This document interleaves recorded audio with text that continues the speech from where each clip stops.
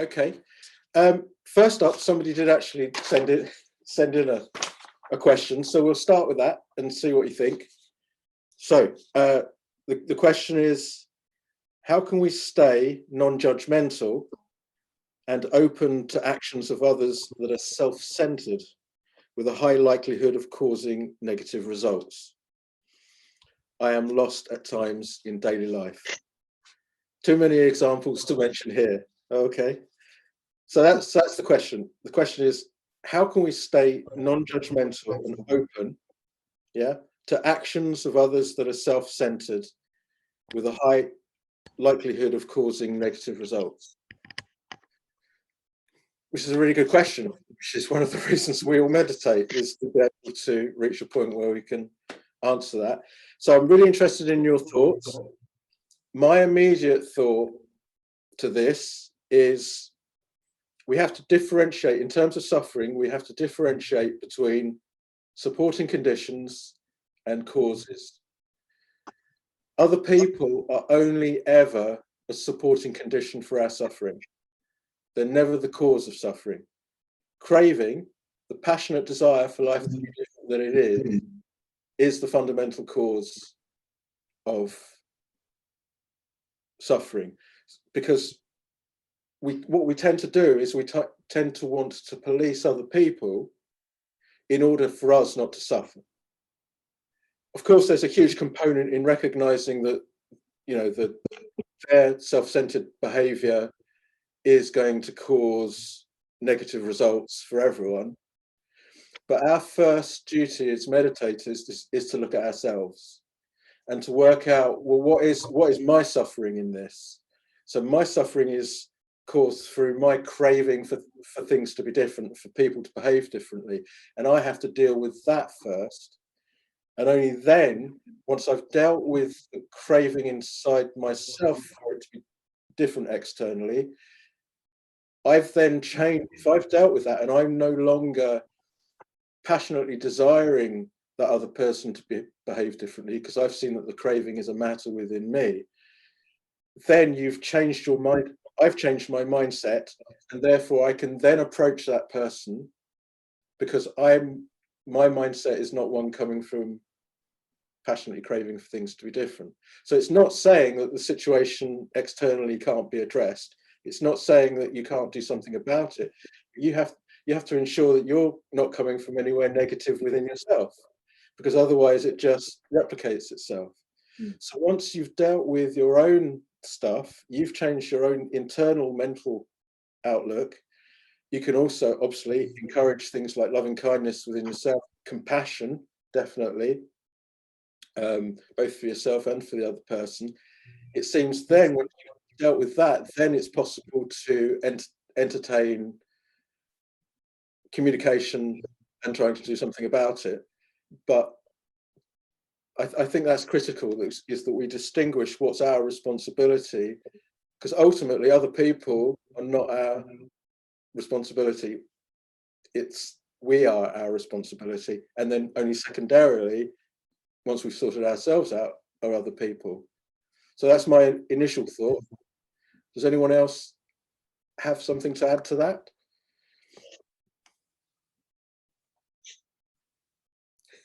That seems to make a lot of common sense. Get rid of the main problem first yourself and learn, before you go out there, I guess. Yes, the difficulty is, of course, it's, in a sense, it's often easier to deal with the apparent external issue first, before then subsequently realizing that maybe we weren't coming from the best place. And I do appreciate that I'm talking in very idealistic terms, and we all know it's a lot messier than that. Mark, you have your hand raised. Where's Mark? Oh, there you are. Mark, go for it. Oh, do you want me to? Thanks.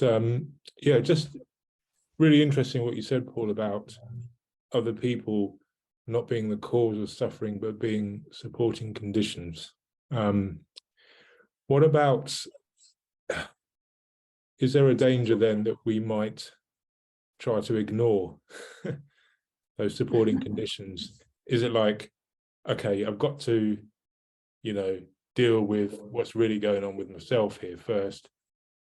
Are we not then sort of carrying out ignoring of a condition? And if so, does it matter? Well, if you're aware that craving arises upon conditions, so you're going to deal with yourself first, and you recognize the order of events.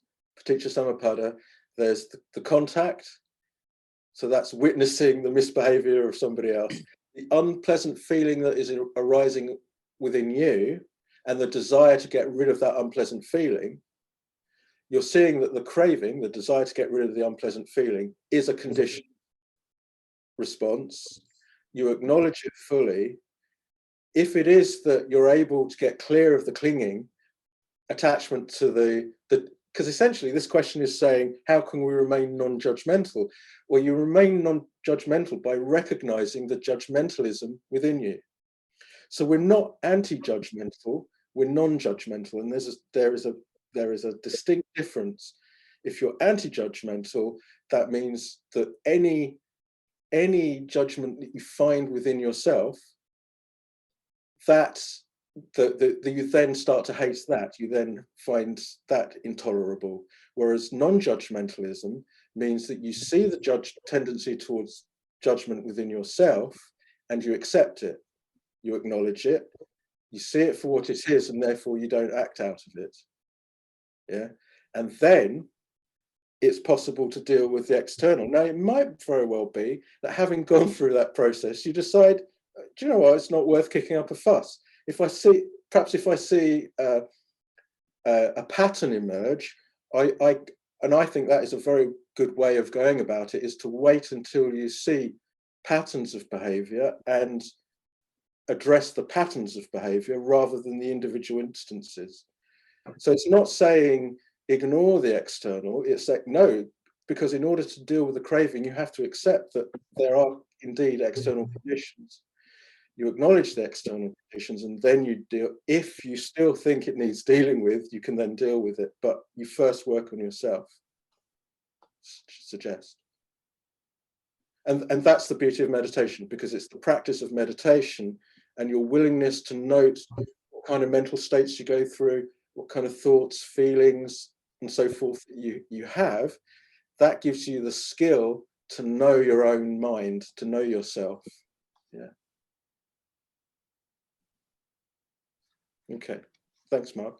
Anybody else got anything to add? Lucy, hello. Hello. I don't know if this is my suggestion is a good idea or not, but something that has made me a little less judgmental is when I've been, I guess, going to judge someone or judging someone or seeing behavior I don't like. I've thought about things I've done in the past that I don't like. And then that kind of quickly brings up, oh, well, we all do stupid things, or we all make mistakes, or we all at least go through a time maybe of doing that. And it just makes me shrug it off a bit more if other people are doing things that I don't particularly like. Very good point, because that's empathy, empathizing with the human condition, and compassion. So it's recognizing that essentially the external person is just another version of me. It's just, we're pretty much all the same. And yeah, again, it's so much easier if you've acknowledged and accepted the judgmentalism within yourself and the tendency to want to clamp down on the other person and their behavior. And if you've done that process, it's so much easier then to be in a state of mind that can acknowledge the humanness, the human frailty in the person that you're unhappy with. So that's a very good point. There was another point that came out of that, but it slipped my mind, unfortunately. It'll come back later, I'm sure. So yeah, very good point. Quite happy to broaden this question out, or if you have another question, you're very welcome to ask it. Hey, Mandy. Hey, go for it. Unmute yourself and okay. Yes, also about this question that I brought in. Are you then saying, Paul, that it's that whatever happens and comes out of when, you know, being clear of the clinging, there is then not any judgments? Is that what you're saying? That you're then free of judgment and your response is more open, more wisely? Or are you saying you can have a judgment and respond with? Oh yeah, yeah. You can, because we have to be careful with the term judgment and what we mean by that. Yeah. Because there can be, you know, it could be genuinely bad behaviour. So what the thing I thought of when Lucy was talking, which is pertinent to this, was that you're judging the behaviour. What we've got to learn is to judge the behaviour, not the person. Mm. Yeah, the person is a multifaceted, highly complex individual with, you know, just as much sort of trauma and life experience than we've gone through, and they're trying to learn their lessons too. And so but you have to also recognize that the behavior might very well be antisocial. Now that is a form of judgment, isn't it? Mm. But it's an assessment of states occurring. Yeah. Rather than being a judgment on the character of the person or their worth as a human being, it's an assessment of what's unfolding, what's wholesome and helpful, what's unwholesome and unhelpful, what's skillful and what's unskillful. And it depends on an individual's circumstances. It depends who that other person is as to whether you have to nip it in the bud or whether you wait for, you know, a pattern of behavior to emerge that you can point to and say, well, you've done it on this occasion, and this occasion. But the most important thing is, yeah, don't judge, don't assume that defines the person, because we wouldn't want to be defined by any particular kind of quality, one particular kind of quality that arose in us, because we know we're highly complex, you know, individuals, and we've got a lot of different things going on. So does that help? Yeah, definitely. Thank you. Dave, you've got your hand up. Kay's listening as well, and she's got a question, which is, how do you associate with the wise if you're not judging people?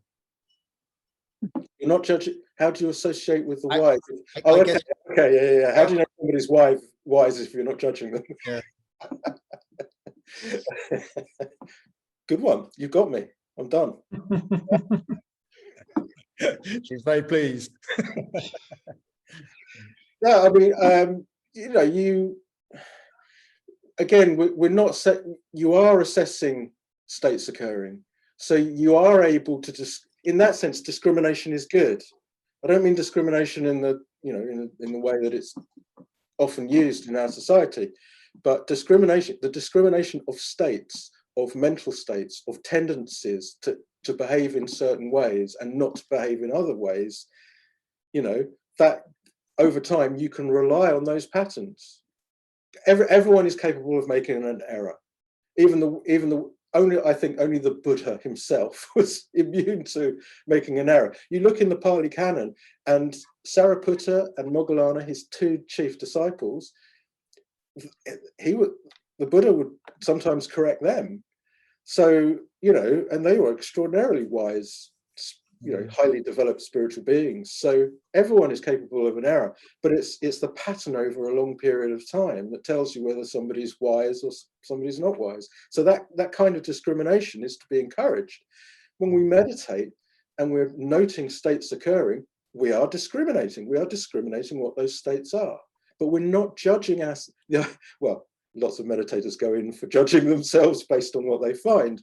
But the idea is that you practice non-judgmentalism. You become non-judgmental as to the integrity of that person based on particular, mind states emerging. Does that, so in which case you can associate with the wise, you can know who a wise person is. Yeah, and I sort of think as it's discrimination of characters, and it's intelligent to assess a person when you're dealing with them as to whether you think they're trustworthy, or that's just kind of intelligence, isn't it? You don't have to judge them or hate them because you sort of think, well, I don't really trust that person. It's just, well, that's my reaction to you. Very good point. It's whether there is craving, hatred, and confusion in your own mind or not. That's the divide. That's the great divide. If you know that there's no craving, hatred, no greed, no hatred, no confusion in your mind, it literally doesn't matter what you do. There will be results of your actions, but they won't be negative because the roots of negativity are not contained within those particular actions. Yeah, Randy, you wanted to. Oh, you still have your hand up. Oh, well, it's gone.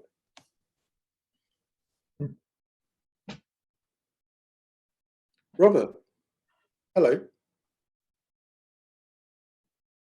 You wanted to say something? Do you need to unmute? There we go. Oh, can you hear me? Yeah, yeah.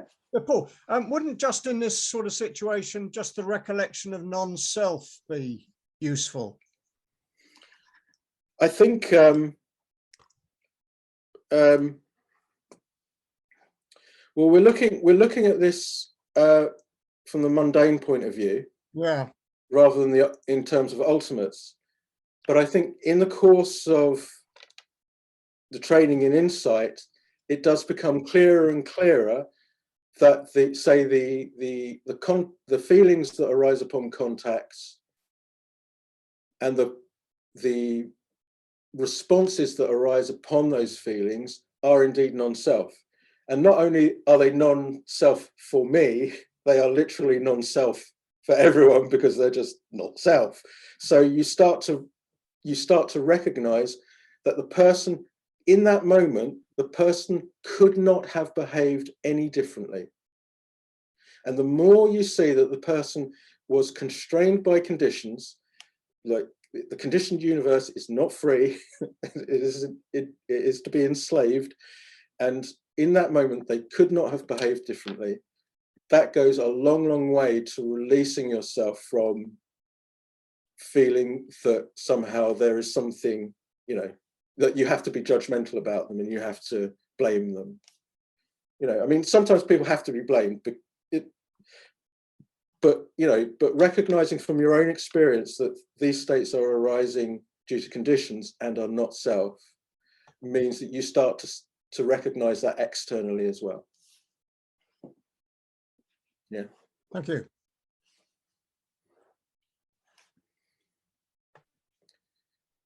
Ellen, where's Ellen? Hi, Paul. Oh, Hi, there you go. everybody.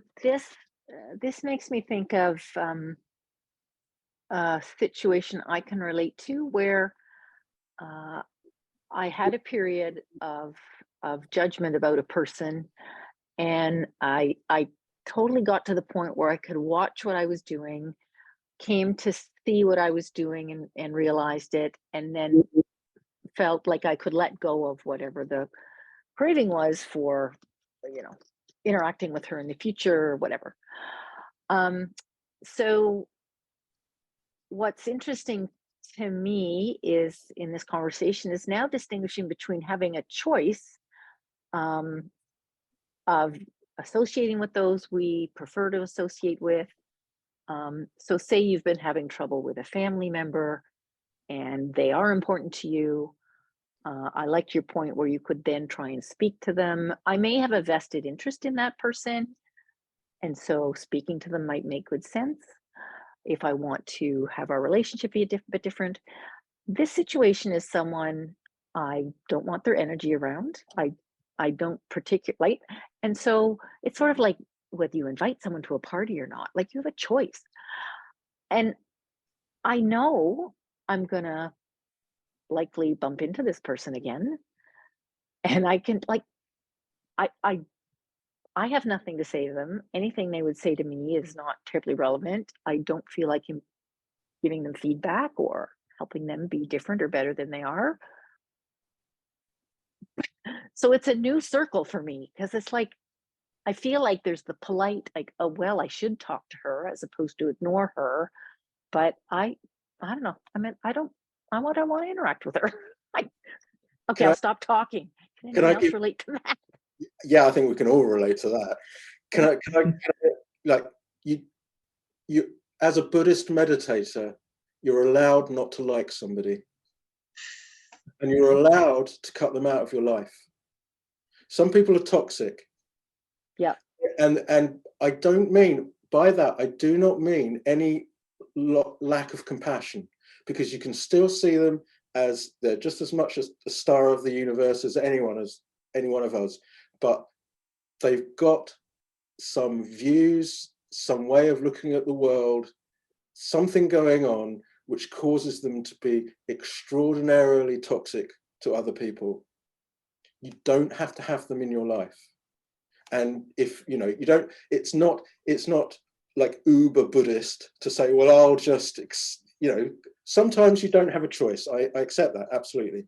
But if there's someone in your life and you decide that, no, this person is too toxic, it's too difficult having this person in my life, you are perfectly within your rights to say, and you're not being sort of like, you're not being judgmental of that. You know that person is as much a right, has as much a right to live on planet Earth as anybody else, but not near you. Just like you know, so Right. because we not only have we got to look at where the craving and the hatred and so forth is within ourselves, we've also got to look after ourselves. Yeah. You know, so you know, it's a difficult, I would never cut someone out of my life without really, really good reason. Yeah. But sometimes somebody provides you with a really, really good reason, or a whole bunch of really, really good reasons over Mhm. a period of time. And you just go, do you know what? Right. So then if though their social circle, my social circle overlaps, I'm bound to bump into them. Then my mind does this. Well, I guess I can control my circumstances and never be in the same room as that person again. But that, if there are people there that I want to associate with, Well, then then anyhow. in which case you do lots of loving kindness, lots of compassion, both to yourself and to the other person. And you just accept the fact that from time to time your paths will meet, and you act with dignity. And I think one of the key things is like, you know, we are all the center of our own stories, obviously.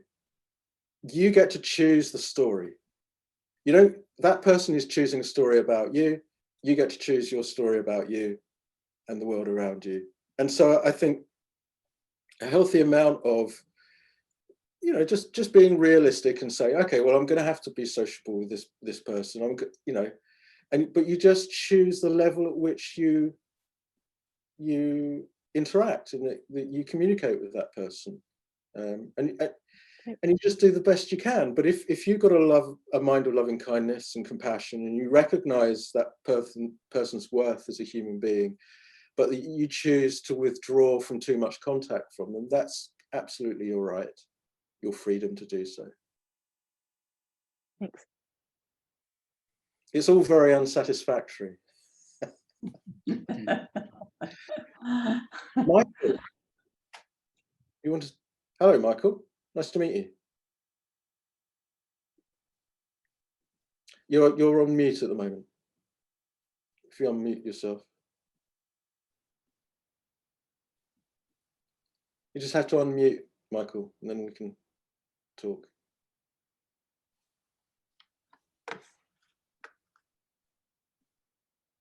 Right. Yeah, I've got it now. Can you hear me? Yeah, nice to meet I've you. almost forgotten what I was going to say. Just on that point, I think it's a matter of intention. I mean, if you meet that person at the party, I think really you need to have attention. You need to pay attention to your intention. I think you referred to compassion. So I think that's about intention. And I mean, in relation to mixing with someone you don't want to mix with, that lowers your energy. I can't remember exactly how it's in the sutras, but doesn't the Buddha talk about it better being the lone elephant in the jungle than mixing with people who sort of lower your energy? So it seems almost like a positive duty to avoid those negative people. So I mean, yeah, I mean, it's like I say, it's not a perfect environment, and I think Ellen was suggesting that there are occasions where you just can't avoid that person. Yeah, but at work, for example. Yeah, I think a lot of it is to do. It's just with a sense of discomfort, being around somebody that does pull at your energy or what have you. And so I think it is about being in those situations where you don't have a choice.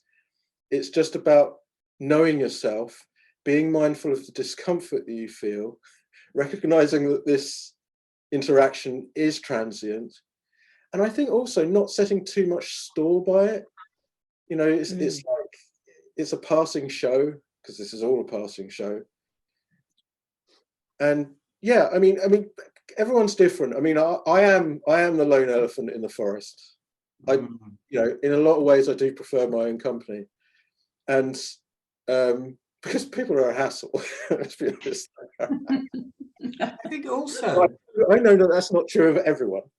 Other people are very social and want a very social life, and they're just as Buddhist. They're just as mindful or whatever. Sorry, it also occurs to me you need to avoid being judgmental about yourself as well, and to be compassionate towards yourself as well. Absolutely, I think it starts with that. I think that a lot of the things we complain about other people are the things that we haven't accepted about ourselves. And the more you practice meditation, and the more you accept, the rage or the annoyance or the irritation or the whatever it is you've got going on within yourself, you find, because you've accepted that within yourself and you just work with it, you become less upset with other people's behavior as a consequence. So really, it keeps on coming back to what we're doing internally. Thanks. Dave, you've got your hand up again. Yeah. Kay got another one. No, this is from me, this one. I was just reflecting that dealing with difficult people, one of my experiences has been that one of the problems which comes up quite a lot for me is this desire to solve the relationship, this desire to create harmony. And I think it's what I've come to realize over the years is sometimes you can have people where it's just not possible to create that harmony, and you just have to sort of let go of that desire to make things different than they actually are, and kind of be prepared to rest with a considerable degree of discomfort, and to try and restrain that desire to solve and make the world harmonious. And you just have to kind of accept that not everyone's going to see the world like you or want to have a harmonious relationship. Yeah. Yes. The empath. Because the empath wants to solve, wants to bring harmony to that other person, sees the suffering that the other person is going through, and really wants to be the white knight and to solve that person's problems so that there can be harmony. Because essentially what everyone is looking for is freedom from suffering. Harmony is the absence of suffering. So we've all got these different ways of trying to accomplish it. And one is by going in there and in this very kind of loving way, trying to bring that person out of that chaos that they're causing through their behavior and bring them into a state of harmony. but that isn't what the other person wants. The other person probably is creating the harmony to get creating the chaos to get your attention, to keep your attention on them. And so if you're trying to create harmony, it means you're having to focus on them, which is what they want. They don't care how they get you to focus on them. They just want you to focus on them. That's classic human behavior. So, yeah, sometimes unfortunately, you just have to be able to go, well, it's actually my problem believing that somehow the human realm was supposed to be this lovely place where everyone gets on. Turns out, who knew? It's not. That's just pragmatism.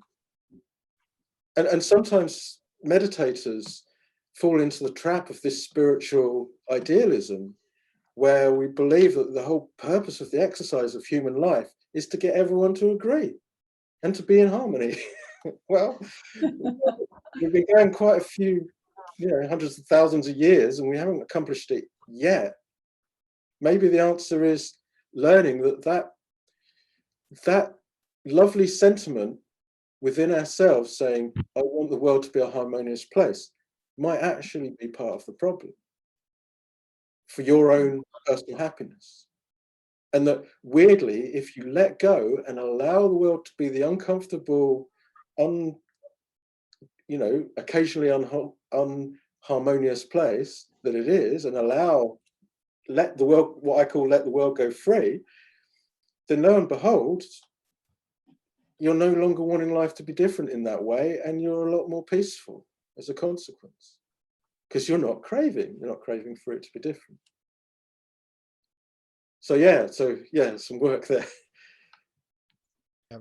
Thank you. Amy, lovely to see you. You've got your hand up.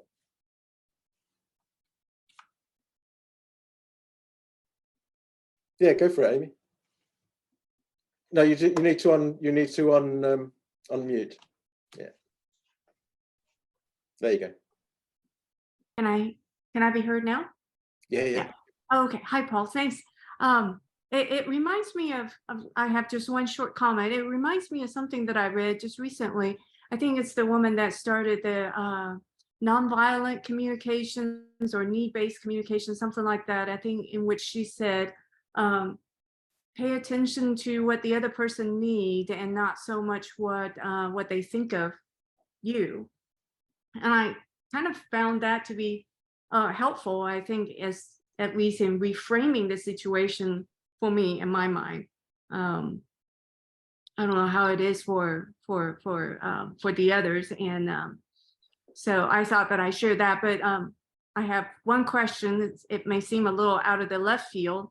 I recall the 8 precepts, as opposed to 5 precepts, does include this one that says refrain from listening to music, entertainment, etc.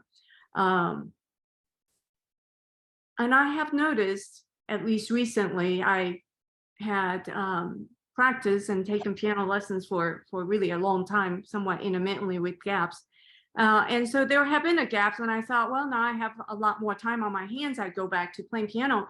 But then I realized it's doing something to my meditations. It was really interesting, and I'm not sure it was helpful because I'll be in the middle of a session, and after a little bit, I realized that the music is playing in my head.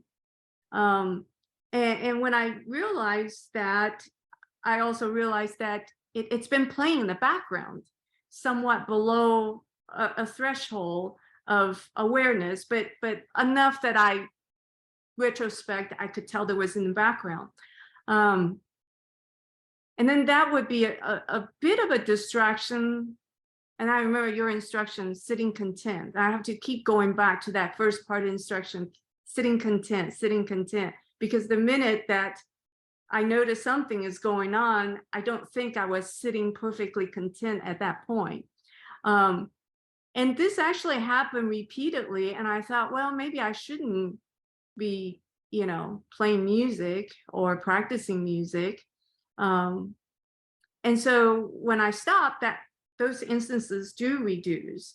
And even going to a restaurant where they're playing music, and I would notice the following day, the stuff would pop up just on its own in my head. So I was just wondering if you have any suggestions or opinions on on that part of the precept? Yeah, firstly, keeping the first 5 precepts is sufficient for a layperson. That we're not, the intention is not to become a killjoy. We're allowed to enjoy life as lay people, as long as we're not harming or causing harm to ourselves, others, or both. Keeping as best one can to the 5 precepts is good enough, definitely. And there's no reason why you can't go throughout the entire training, keeping the 5 precepts and come out the other side, and your awareness of the subtleties of keeping the precepts developed during that time. And that's a different subject, I think, to the problem of entertainment. Entertainment is entertaining, specific, especially music. Music has been honed to be as entertaining as possible. That's why this music gets lodged in our heads. It's because it's so enthralling. It's so interesting. The mind delights in it. So, but to say that, oh, we have to forego every little bit of life's enjoyment for the sake of enlightenment, I think it's not the middle way. I think the middle way is in learning to recognize the conditioned nature of what comes up in our minds. So if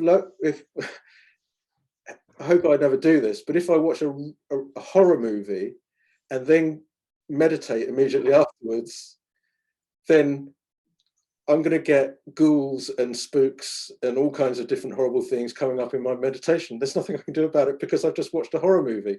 And we know, even like we go to bed, we have dreams, and we wake up the next morning and we realize what we dreamed about was in that program we watched the night before.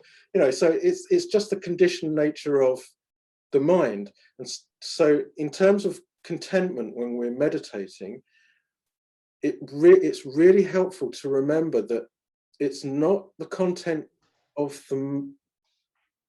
what's going on in our minds that is stopping our contentment. What's stopping our contentment is the desire for things to be different. It's the craving that prevents contentment, not the fact that you have a certain series of thoughts, or, essentially the mind deals in concepts. So you're not actually listening to music in your head, you're going through concepts about music. You're conceptualizing music. And so it's just acknowledging that that's what the mind's become interested in, and that can be part of the meditation too. And I don't mean that you indulge further the musical thinking. It's that you acknowledge it as you would anything else, and you go, okay, well, that's enough now, so I'll bring the attention back.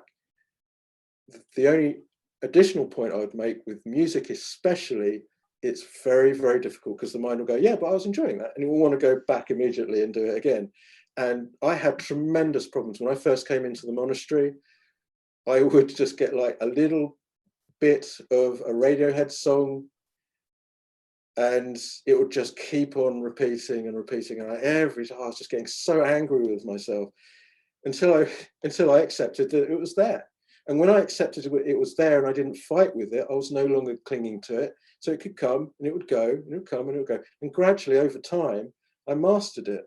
So it doesn't matter if I've heard a song literally 5 minutes before I meditate now. If I hear a song 5 minutes before I meditate and then I go and meditate, yeah, the song arises because it's non-self. It's arisen due to conditions. I note it as such. And I don't even attempt to get rid of it, and it just dies away.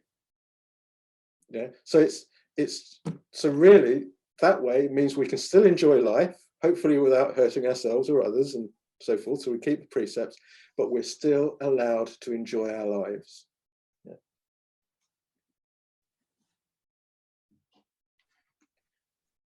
Is that good, Amy? Was there anything else? It was good. You said. Okay. Anyone for any more? Anything else anyone would like to talk about?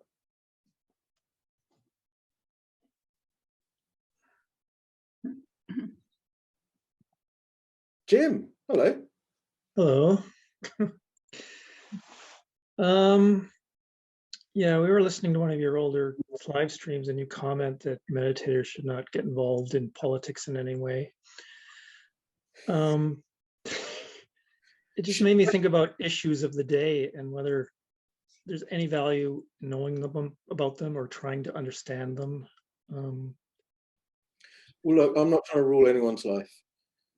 Yeah. You know, the should thing, if I said should, then I was wrong. I was wrong to say should or shouldn't.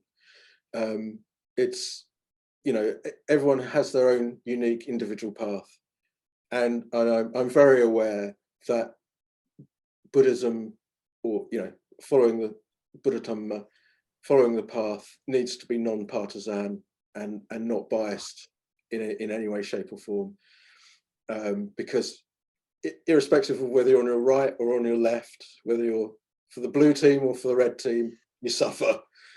And so that's what's true for all of us. So it's a very individual thing.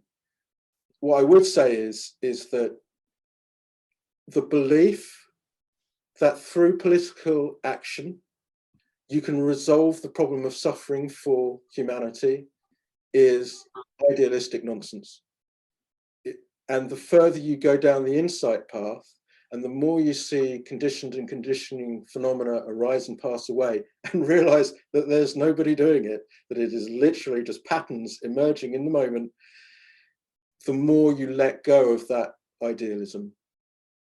Whether it's political idealism or spiritual idealism, whatever kind of idealism.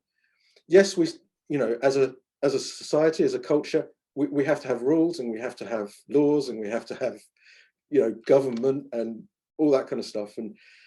But in terms of the, you know, and that's going to carry on regardless, because not everyone is going to become, if everyone became enlightened, I mean, that'd be great. That would be, well, it's not going to happen. So instead, what you do is, as you go along, you tend to find that those deep-rooted political beliefs just get left behind, because you see life deeper than any politician has ever seen it. You know, it just becomes irrelevant, really. You know, it only becomes relevant, really, you know, if like things get so bad that there's kind of like civil war and revolution, in which case, you know, then you kind of have to think, well, maybe I have to drop the meditation for a while and, you know, sort of go and try and help out. But, you know, beyond that, no, it's because I know that, you know, there is a lot of political agenda that gets sort of, it kind of worms its way into Buddhist centers, and yeah, not here, not at our meditation center. And I don't care what stripe it is. I don't care whether it's this or that or the other. You know, we're going to retain a non-partisan approach, because I genuinely believe that's what the Buddha taught. He himself lived amongst, you know, he wandered through different principalities who were often at war with one another, and he was able to walk freely between all those different principalities because he treated everyone in exactly the same way, you know. So yeah, non-political, certainly from our point of view. But in terms of an individual meditator, that's their business. But what I'd say is, like, for everyone who goes deeply enough into the insight training, you will be faced with a dilemma. Either you give up the ideological beliefs or you give up the training. Because what you see in the training, in the insight training, shows up the fallacy of those ideological leanings. And ultimately what people want is freedom from suffering. So you take the path that appears to you to lead to freedom from suffering. But what that is for an individual, you know, they have to make up their own mind. Does that make sense? Is that a reasonable? Jim, I mean, it was your. Yeah, yes, thank you. Well, maybe I didn't ask it quite right by emphasizing politics. I'm thinking of like issues that actually hit me. So there's an underground transit line going on near me, for example. Do I bother learning about it in any way, or just let it be and let the city do its thing? There's the green agenda, for example, electric cars. The government wants us to stop buying internal combustion and start buying electric cars. Hasn't forced the issue yet, but I've learned a bit about it, and maybe I shouldn't have. Maybe I should just keep my hands off it. It's not affecting me directly at the moment, but it looks like it's in my future. Well, we all have those. We all have those issues, Yeah. But for me, it boils in terms of Buddhist meditation, it boils down to, am I acting out of greed, hatred, and confusion or not? And if I'm not, I can investigate any area of life I want or not. And what you gain from this training is a real sense of independence, of being able to independently make your mind up about something and not feel that obligation to go with the crowd, you know? So you become truly spiritually independent. And so whether you choose to go and protest about this or that, or, you know, or not, is kind of irrelevant, because life is fundamentally unsatisfactory. Mm-hmm. Its perfection can only be seen when you let go of all attachment, trying to make the world different than it is. So it is learning to accept the unsatisfactory nature of life. But like I say, if war comes to your doorstep, you might be not in a position to be able to make a choice. But Mm-hmm. so it's you know, and obviously I can't advise as to what an individual meditator should or shouldn't do, and I would never dare to. But overall, I'd say following this path, it kind of renders those sorts of dilemmas kind of not irrelevant, but a lot easier to handle. All right. Thank you. Okay. Hmm. Wow. Has anyone got any other questions they'd like to ask? I mean, we've literally been going almost an hour, so that's pretty good. Lots to think about for sure. As ever, as Yes. ever. Yeah. We've got 5 minutes if anyone has got another question. If not, we can wrap it up there. I've really enjoyed this. Michael, you have another point. Michael, go for it. Yeah, you just have to unmute yourself. Yeah, no, success. A bit uncomfortable with your answer on Jim's point. It seemed to be a bit fatalistic, just withdrawing from everything happening in the society around you and being irresponsible and being above it almost. I didn't say any of that. Ah, then I misunderstood it. Yeah, you did. Yeah, I said that in terms of a meditator walking the path, yeah, that these things, that the ability to make a decision whether to act, engage or not, becomes easier and easier, and isn't determined by other people's pressure, the pressure that other people would attempt to put on you. So you become properly spiritually independent, a proper spiritual, mature, adult human being. Yeah. So it's, you know, because for everything that's going on in the world, there are so many different points of view. There are so many different ways of looking at things. And so to suggest, you know, that Buddha Dhamma is in no way fatalistic at all. Because what you discover through insight meditation is actually life is being constructed moment by moment. So none of us are passive. We are all active contributors to life as it's going on. So no, there's no way the suggestion is that we just become, you know, dead to the world. Interesting. Okay, thanks, Michael. Yes. Liz, you had a point. Yeah, you need to unmute yourself, Liz.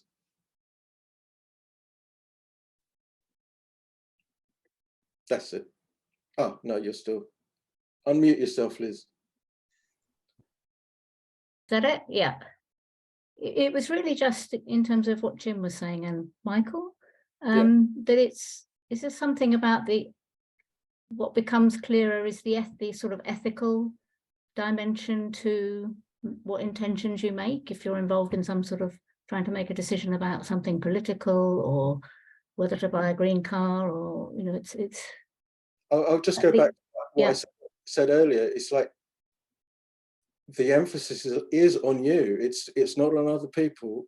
It's not on the world. It's, do you know whether there is greed, hatred, or confusion in the mind? Is there fear? Are you acting out of fear? Are you acting out of anxiety or worry? Because they're all rooted in greed, hatred, and confusion. If you know that you're not, then whatever your action, it's not going to be productive of more suffering to either yourself, others, or both. So the emphasis is on you and knowing yourself. Yeah. Because like I say, there are so many, for every single issue, there are so many different points of view that the only way out of the conundrum is to know yourself and know what is wholesome and what's unwholesome, what's skillful and what's unskillful in terms of your own behavior. And that for me is the absolute brilliance of the Buddha's teaching. Because you cannot, if you believe that your own happiness is dependent on the state of the world, you will never be happy. You will never be at peace. But when you accept that you are responsible for your suffering, and it's your own craving that is the cause of suffering, and you deal with that through following the Buddha's teaching, you can come to be properly happy. Admittedly, in the you know, the human realm, that's has its ups and downs, but there is a deep abiding sense of contentment with what is. You're not at war with life anymore. Hilda,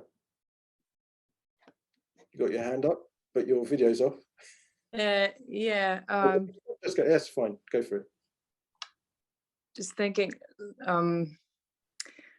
because we don't know all the consequences of our actions either, and you know, even if we live a very ethical life by other people's standards, like the goalposts, they always move anyway. So it's like, because humans are always going to be, you know, someone's not going to like what you're doing anyway. Yeah. So I've certainly found that to be the case. Like political stuff and the environment and all of this, like we do our best, but it's like someone's always going to think that you're not doing enough anyway, you know. And that's why I feel so strongly that you know, people speaking on behalf of the Buddha and Buddha Dhamma needs to be non-partisan. You know, it's because, you know, it's like you will upset somebody, whatever position you take, and you've got to remain open. They have to feel that they can come to you for advice about meditation. So you can't really, in my position, it's better, far better that I don't take a particular view, because like you say, anyway, the goalposts are always changing. You know, what is considered to be ethical today, as a for instance, what is regarded as hate speech today is very, very different than what was regarded as hate speech 10 years ago or 20 years ago.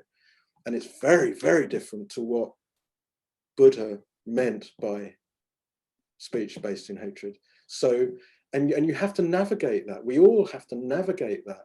And again, but it is possible if you take responsibility for your own mental states through developing mindfulness. And if you know that there's greed, hatred, or confusion in the mind, don't act. Wait until it's not there. As it recedes, develop some of its opposites. And then when you act, you know that your behavior will be, you know, it will be what it will be, but you know that it's blameless in terms of action and result. And let the world be what it wants to be. And let those, you know, the shifting sands of ethics go and do whatever it needs to do. But very good point, Hilda, thank you. Was there anything else about that? Were you happy with that? Yeah. Right, guys, it's been an hour. Really enjoyed this. I think we should do this again. Good idea. The next one is wonderful. The next one's scheduled for 2 weeks' time. We're 6th today, so that'll be the 20th. We will send out links, you know, close to the day on email. But thank you for all your contributions. Thank you for being here. And yeah. Thanks, Paul. Yes, thank you, Paul. Thank you. Really great to see you. All right. Thanks to all of you for setting it up. Thanks, Dave. Yeah, thanks. Thank you. Appreciate your help, Dave. Okay. Bye everyone. bye. Okay, see you again soon. Yeah, bye-bye. Bye-bye.